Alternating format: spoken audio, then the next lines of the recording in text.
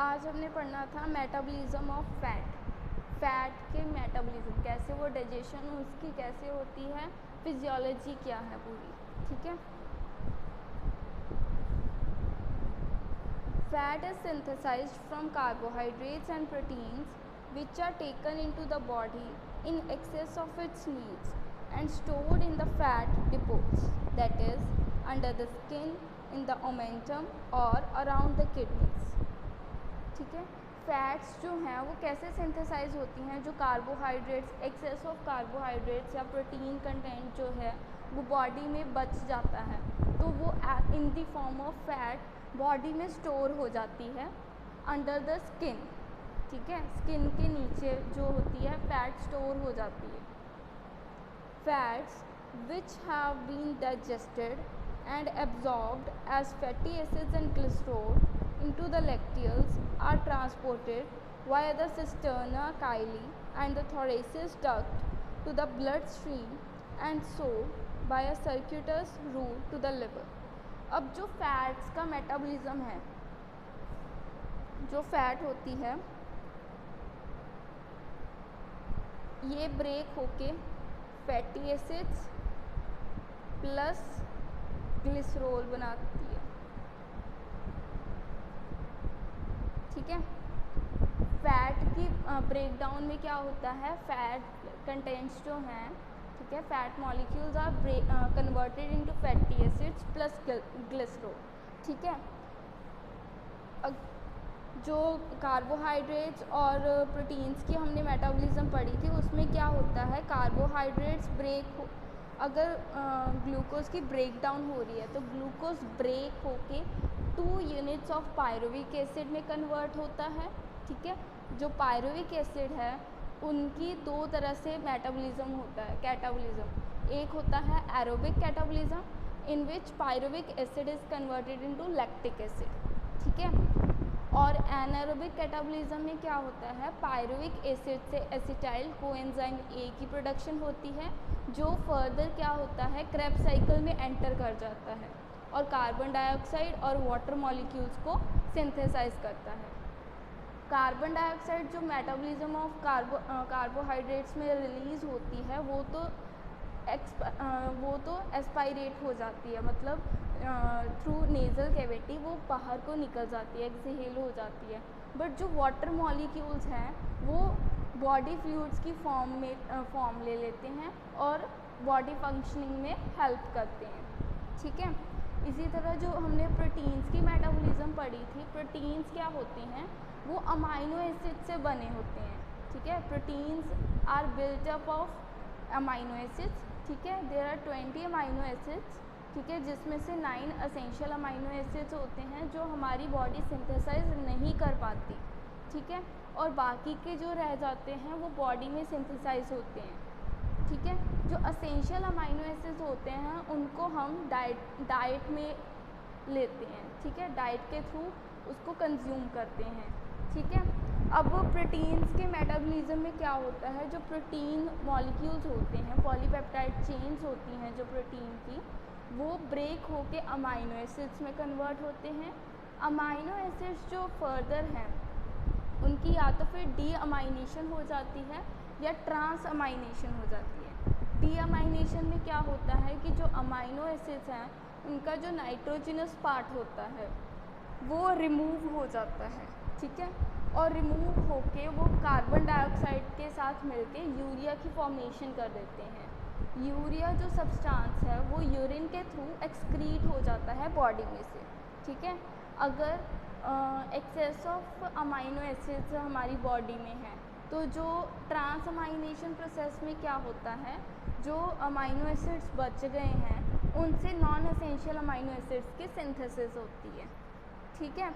और अगर काफ़ी ज़्यादा एक्सेस ऑफ अमाइनो एसिड्स रह गए हैं तो वो इन the form of fat body में स्टोर हो जाते हैं, ठीक है। तो इसमें उन्होंने यही बोला है कि जो फैट मेटाबॉलिज्म होता है उसमें जो एक्सेस ऑफ कार्बोहाइड्रेट्स और प्रोटीन्स जो होते हैं वो इन the form of fat skin के अंदर स्टोर हो जाते हैं, ठीक है। और जो फैट का मेटाबॉलिज्म है उसमें क्या होता है, fat is converted into fatty acids plus glycerol, ठीक है, इसकी सिंथेसाइज करवाता है इसको। अब इसका sources, distribution and use of fats in the body, ठीक है, फैट हमें कहाँ कहाँ से मिलता है, इसका सोर्स कौन कौन सा है, ठीक है, और इसके यूजेस कहाँ कहाँ पे हैं, फैट कंटेंट्स जो हैं, फैट सब्सटेंसेस, वो कहाँ कहाँ पे इनका फंक्शन है, ठीक है।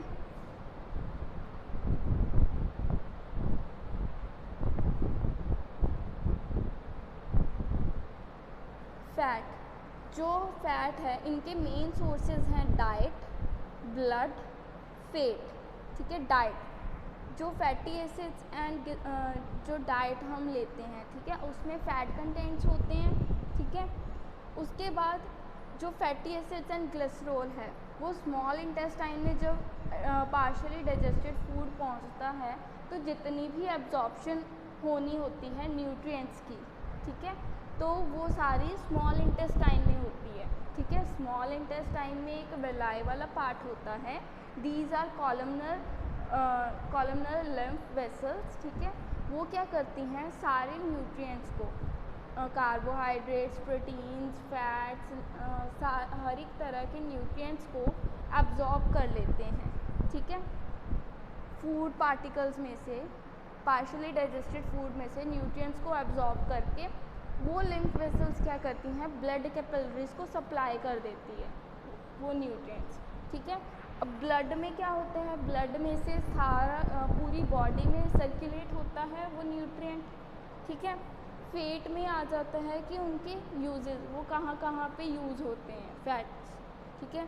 लिवर में होते हैं, फैटी एसिड्स एंड ग्लिसरॉल जो हैं वो ट्राइग्लिसराइड्स में चेंज हो जाते हैं। एडिपोज टिश्यूज़ में क्या होता है, stores excess triglycerides, releases fatty acids and glycerol when required. ये क्या करते हैं, जो एडिपोज टिश्यूज़ होते हैं उनमें ट्राइग्लिसराइड्स जो होते हैं, जो एक्सेस ऑफ ट्राइग्लिसराइड्स फॉर्म होते हैं बॉडी में, उसको स्टोर करने में हेल्प करते हैं। एडिपोज टिश्यूज़ जो हैं उनमें ट्राइग्लिसराइड्स जो है वो स्टोर होती है, और फैटी एसिड्स एंड ग्लिसरॉल उस टाइम पे रिलीज़ करवाते हैं एडिपोज टिश्यू जब ज़रूरत होती है बॉडी में उनकी, ठीक है। टिश्यू सेल्स में क्या होता है, use fatty acids and glycerol as a source of energy to form ATP and heat. जो टिश्यू सेल्स होते हैं, जो बाकी के नॉर्मल बॉडी सेल्स होते हैं, वो क्या करते हैं, वो फैटी एसिड्स और ग्लिसरॉल को यूज़ करते हैं as a source of energy, so that कि वो एटीपी को फॉर्म करवा सकें, ठीक है, और हीट प्रोड्यूस करवा सकें, ठीक है। जब हम एक्सेस ऑफ एक्सरसाइज करते हैं तो उस टाइम पे स्वेटिंग होती है, ठीक है। फैट जो चर्बी है, चर्बी को घटाने के लिए जितना ज़्यादा पसीना निकला जाए उतना ज़्यादा बेटर होता है, ठीक है। तो फैट्स जो होते हैं, फैटी एसिड्स एंड ग्लिसरॉल, वो टिश्यू सेल्स को एज अ एनर्जी सोर्स होते हैं टिश्यू सेल्स के लिए, जो एटीपी को सिंथेसाइज करवाते हैं और हीट प्रोड्यूस करते हैं, ठीक है। यहाँ तक समझ आया?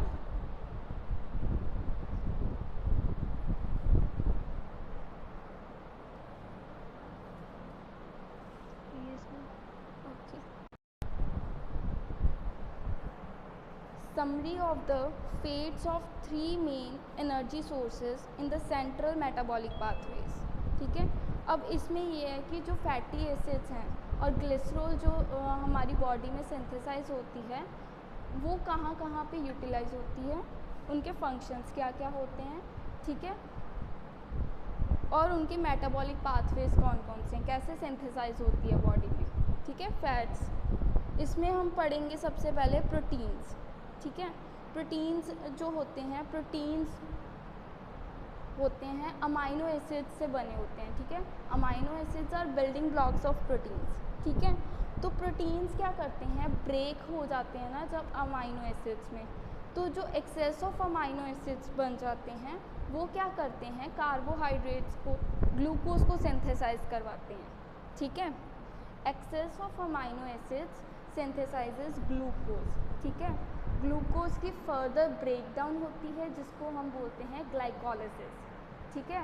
ग्लाइकोलाइसिस में क्या होता है, ग्लूकोज मॉलिक्यूल्स जो हैं C6H12O6 ये जो होते हैं ये एटीपी को सिंथेसाइज करवाते हैं, plus 2 molecules of pyruvic acid में कन्वर्ट हो जाते हैं, ब्रेक हो जाते हैं, ठीक है। अब जो पायरुविक एसिड है उसकी फर्दर एनारोबिक कैटाबॉलिज्म होती है, ठीक है, जिसमें पायरुविक एसिड जो है वो एसिटाइल कोएंजाइम A में कन्वर्ट हो जाता है और उससे ऑक्सैलोएसिटिक एसिड बनता है।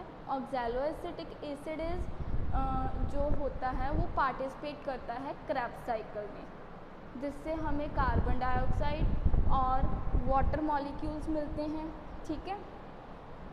मोनोसेकेराइड्स की अगर हम बात करें, मोनोसेकेराइड्स जब बॉडी में स्टोर होते हैं तो in the form of glycogen store होते हैं, ठीक है। Monosaccharides for example glucose is stored in the form of glycogen in our body, ठीक है।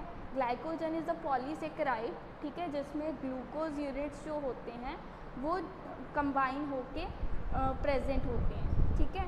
और जब बॉडी को नीड होती है ग्लूकोज की, जब बॉडी स्टार्वेशन पे होती है, ठीक है, जब कोई ह्यूमन बीइंग स्टार्वेशन पे होता है, फास्टिंग कंडीशंस होती हैं, तो उस टाइम पे जो पॉलीसेकेराइड ग्लाइकोजन है वो ब्रेक होके ग्लूकोज यूनिट्स बना देता है।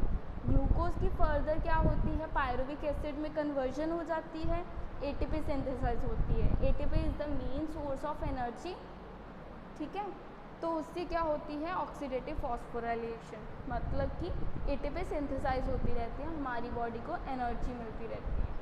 अब जो फैट्स हैं, फैट्स जो हैं वो ग्लिसरॉल और फैटी एसिड्स 2 चीज़ों में कन्वर्ट होते हैं। जो ग्लिसरॉल है वो तो ग्लाइकोलाइसिस में हेल्प करता है। ग्लाइकोलाइसिस में एक स्टेप ऐसा आता है जहाँ पे ग्लिसरॉल की सिंथेसिस होती है, ठीक है। तो ग्लिसरॉल जो है वो पार्टिसिपेट करता है ग्लाइकोलाइसिस प्रोसेस में, ठीक है। बट जो फैटी एसिड्स हैं वो क्या बनाते हैं, वो एसिटाइल कोएंजाइम A बनाते हैं, जिससे कीटोन बॉडीज़ भी बन सकती हैं। कीटोन बॉडीज़ होती हैं जो फैट स्टोर होती है हमारी बॉडी में, ठीक है। और एसिटाइल कोएंजाइम A भी बनाते हैं। एसिटाइल कोएंजाइम A जो है वो क्रेब्स साइकिल में भी एंटर कर सकते हैं, ठीक है। तो इसमें बस यही आपने पढ़ना है, ठीक है। मेटाबॉलिज्म ऑफ फैट्स में आप लोगों ने सिर्फ इतना पढ़ना है कि फैट्स जो हैं, फैट्स की फर्दर ब्रेकडाउन होती है ग्लिसरॉल और फैटी एसिड्स में, ठीक है। और उनके बाद वो क्या क्या सिंथेसाइज करवाते हैं, उनकी प्रोसेसिंग क्या है, ठीक है। क्लियर है।